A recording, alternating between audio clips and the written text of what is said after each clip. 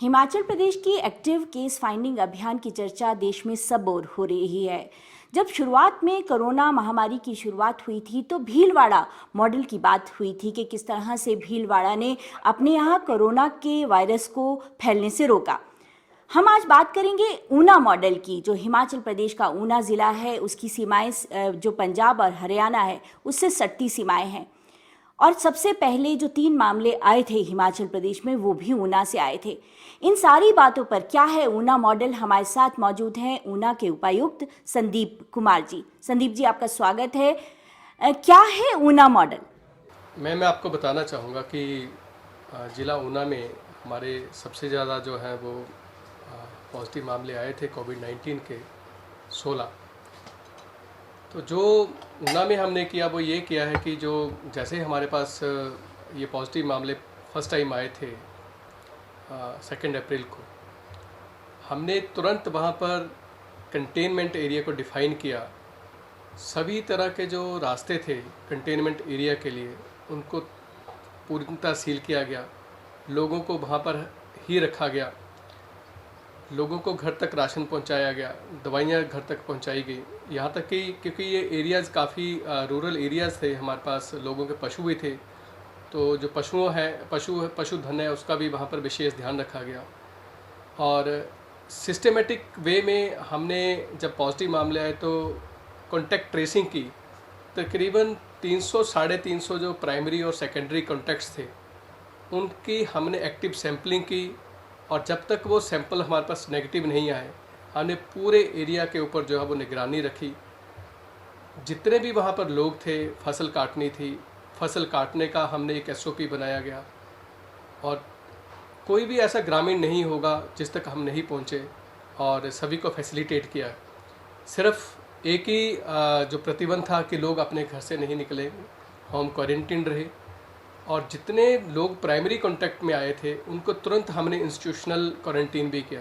मैं आपको बताना चाहूँगा कि जितने भी लोग अभी तक पॉजिटिव आए हैं वो ऑलरेडी हमारे एक्टिव कंसिडरेशन जोन में थे, हमारे रेडार में थे। कोई भी ऐसा नहीं है जो अनफोर्सीन जिसको कह सकते हैं कि कोई सस्पेक्ट केस हमें मिला हो।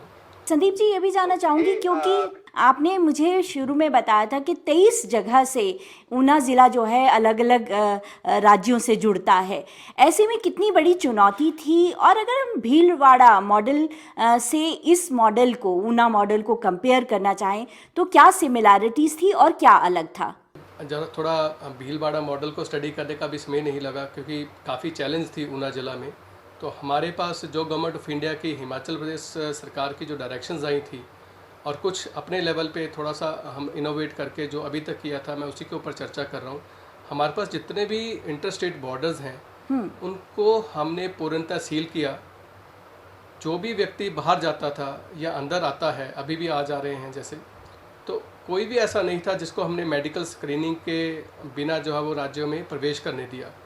जी। हमारे राज्य में, हमारे ज़िला से होते हुए अन्य ज़िलों में जो लोग जाते हैं उनकी हम लिस्ट बनाते हैं और डेली जो है वो लिस्ट नेक्स्ट जो हमारे कंसर्न डिप्टी कमिश्नर्स होते हैं, डिस्ट्रिक्ट मजिस्ट्रेट होते हैं, उनके साथ शेयर करते हैं। जितने भी लोग ऊना ज़िला में आए हैं अभी तक उनको हमने होम क्वारंटीन रखा है। और यही जो SOP है बाकी ज़िलों के जो लोग हैं वो भी इसी SOP को अपना रहे हैं कि जो लोग ऊना ज़िले के बॉर्डर से, इंटर स्टेट बॉर्डर से क्रॉस करते हैं, जैसे ही उनको सूचना हमारे द्वारा दी जाती है तो वो भी उनको मेडिकल एग्जामिन करते हैं और होम क्वारंटीन रखते हैं। होम क्वारंटीन का प्रोसीजर हमारा बहुत सुदृढ़ है, मैं कहूँगा। 3-4 लेवल से हम जो है वो होम क्वारंटीन को इन्फोर्स करने की जो है वो कोशिश करते हैं। पहली तो बात है कि एक तो वो मैपिंग हो जाती है, जैसे कोई बॉर्डर से एंटर करता है। मैपिंग होने के बाद नेक्स्ट डे हेल्थ डिपार्टमेंट की टीम उनके पास पहुंच जाती है। पुलिस उनके जो मोबाइल नंबर है उनको उनकी मैपिंग कर लेती है, उनको सर्विलेंस पे रख लेती है। साथ साथ में ही आरोग्य सेतु ऐप है, या इससे पहले जो कोरोना मुक्त ऐप थी उसको जो है वो जो होम क्वारंटीन में रहते हैं उनको डाउनलोड करवा देते हैं उसका। इसके अलावा हमारे रेवेन्यू के अधिकारी हैं, हमारे पटवारी हैं, तहसीलदार हैं, वो इन लोगों के ऊपर निगरानी रखते हैं। और डोर टू डोर जो सर्वे है वो हमारे पंचायत के प्रतिनिधि भी जो है वो कर रहे हैं, जिस पूरी तरह से एक किस्म से हमने जो होम क्वारंटीन्ड लोग हैं उनके ऊपर जो है वो निगरानी रखी है। किसी को वायलेट करने की इजाज़त नहीं दी जाती है और वायलेशंस भी डिटेक्ट होती रहती हैं और उन लोगों को हम इंस्टीट्यूशनल क्वारंटीन भी कर देते हैं। बहुत अच्छी सर्वेलेंस, एक तरह से पूरे ज़िले की आप सर्वेलेंस कर रहे हैं, चाहे वो पंचायत प्रतिनिधियों के माध्यम से हो या पुलिस के माध्यम से या स्वास्थ्य कर्मियों के माध्यम से। अब जो है हिमाचल प्रदेश ने अपनी सीमाएं कहीं ना कहीं खोल दी हैं और प्रदेश सरकार ने सभी लोगों को जो बाहर फंसे हुए हैं उनको वापस आने के लिए कह दिया है। ऊना जो है वो ऑरेंज जोन में आता है। ऐसे में और कुछ ना कुछ इलाके जो हैं वो औद्योगिक क्षेत्र भी है। औद्योगिक गतिविधियां चलती रहें, अर्थव्यवस्था मजबूत हो और साथ ही साथ जो ऊना ज़िला है वो कोरोना महामारी से सुरक्षित रहे, इसके लिए क्या आपकी योजना है? जी, मैं आपको बताना चाहूँगा कि जो भी लोग हिमाचल प्रदेश के बॉर्डर में एंटर कर रहे हैं ऊना होते हुए, हम उनका मेडिकल एग्जामिनेशन कर रहे हैं, उनकी हर जगह एंट्री होती है, उनके रजिस्ट्रेशन करते हैं। हमारे ज़िला में आते हैं तो हम अपने ज़िला में सीएमओज़ के माध्यम से जो है वो उस लिस्ट को फर्दर पंचायतों तक शेयर करते हैं और कंसर्न डिप्टी कमिश्नर्स को भेज रहे हैं। इस विषय पे मैंने आपको पहले भी विस्तारपूर्वक जानकारी दी है। जो बिना पासेज के, बिना अनुमति के आता है उससे हम इंस्टीट्यूशनल क्वारंटीन रखते हैं। इस वक्त मेरे यहाँ पर 15 इंस्टीट्यूशनल क्वारंटीन सेंटर्स जो वो काम करते हैं, डे एंड नाइट वहाँ पर हम फंक्शनल रहते हैं। दूसरा, आपने कहा ऊना जो है वो एक इंडस्ट्रियल एरिया भी है हमारे पास। हमारी जो पंजाब के साथ बेल्ट लगती है उसमें काफ़ी इंडस्ट्रीज़ हैं, तो इंडस्ट्रीज़ को जैसे जैसे छूट मिलती रही है, हमने सारी इंडस्ट्रीज़ को फैसिलिटेट किया।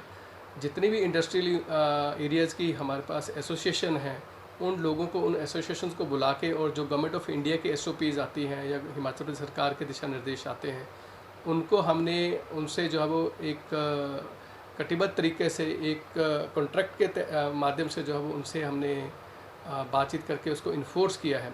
हमारे ऊना में माइनिंग एक्टिविटी भी बहुत होती है। तकरीबन जो हमारा एग्रीगेट है, क्रशर है, सैंड है, वो हिमाचल प्रदेश में ही नहीं अभी तो दिल्ली तक जो है वो जाता है। तो हमने हर एक कॉन्ट्रैक्टर को जो मानक सोशल डिस्टेंसिंग के हैं, हाइजीन के प्रोटोकॉल हैं, पर्सनल या कम्युनिटी हाइजीन के, उनके तहत ही लेबर डिप्लॉय करने की अनुमति दी है और इसकी मॉनिटरिंग भी हम अपने स्तर पर करते रहते हैं। एक आखिरी सवाल मेरा आपसे रहेगा, अब ये तीसरा फेज़ है लॉकडाउन का। पहले फेज़ में एक चुनौती थी कि कहीं ना कहीं कोरोना महामारी जो है वो ऊना ज़िला के अंदर ना आ जाए या हिमाचल प्रदेश में ना आ जाए। उसके बाद दूसरा जो थी चुनौती थी कि ये कहीं फैले ना, आने के बाद फैलने को रोकने को और साथ में स्वास्थ्य सुविधाएं सृजित करने की बात थी। अब तीसरे फेज़ में आप किस चुनौती को देखते हैं और किस तरह से अपने आप को सक्षम मानते हैं कि ऊना ज़िला जो है इस चुनौती को भी अच्छे ढंग से निभाएगा?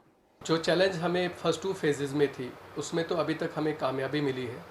मैं आपको बताना चाहूँगा कि हमारे 4 एक्टिव जोन थे, कंटेनमेंट एरिया थे, और आज की डेट में मेरे पास 2 कंटेनमेंट एरिया रह जाते हैं।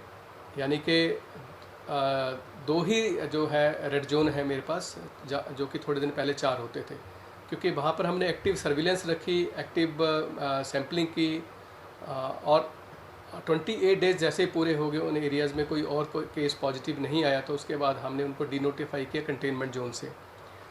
अब आने वाले समय में हम फिर से जो है वो इस चुनौती को स्वीकार करते हैं, और हमारे पास जो अभी चैलेंज ये है कि काफ़ी लोग जो है वो हिमाचल प्रदेश में बाहर के प्रदेशों से आएंगे, जो बाहर फंसे हुए हैं, तो हम उनको यहाँ अपनी सीमा तक लाते हैं, उनको इंस्टीट्यूशनल क्वारंटीन रखते हैं, उनकी सैम्पलिंग करते हैं, उनके ILI या जो सारी के टेस्ट होते हैं उनको करते हैं। प्रॉपर मेडिकल एग्जामिनेशन जब हो जाता है, हमें तसल्ली हो जाती है कि ये इनमें से कोई भी कोविड पेशेंट नहीं है, उसके बाद उनको हम होम क्वारंटीन के लिए 14 डेज़ के लिए भेज रहे हैं। तो ये प्रक्रिया जो है वो आगे भी चलती रहेगी। इसके अलावा मैं सबसे बड़ी बात मैं आपको बताना चाहूँगा, सभी दर्शकों को बताना चाहूँगा कि जितना समर्थन सहयोग ऊना की जनता ने दिया है, उसका भी बहुत ही बड़ा योगदान है कि उन्होंने जो भी शर्तें, नियम कानून कर्फ्यू के दौरान, लॉकडाउन के दौरान बनाए थे हिमाचल प्रदेश सरकार ने और भारत सरकार ने, उनको अक्षरशः उसका पालन किया है, और इसका हमें बहुत बड़ी प्रेरणा मिली है। संदीप जी, बहुत अच्छी बात है, और बिना जनता के सहयोग से कि ये जो महामारी है उससे पार भी नहीं पाया जा सकता। अर्थव्यवस्था जो है उसे पटरी पर वापस लाना है, सामान्य जो है जनजीवन दोबारा से पटरी पर लाना है, क्योंकि प्रधानमंत्री नरेंद्र मोदी कहते हैं कि जान भी है और जहान भी है। तो बहुत बड़ी चुनौती है हमारे सामने। मनरेगा के काम शुरू हो गए हैं, आपके यहाँ कृषि के काम भी शुरू हो गए होंगे, इंडस्ट्रीज़ जो है वापस काम करेंगी। आपने हमसे इन सारी बातों पर बातचीत की और ऊना मॉडल के बारे में हमें बताया, इसके लिए बहुत बहुत धन्यवाद। कैमरामैन राकेश कुमार के साथ नंदिनी मित्तल, डीडी न्यूज़ शिमला।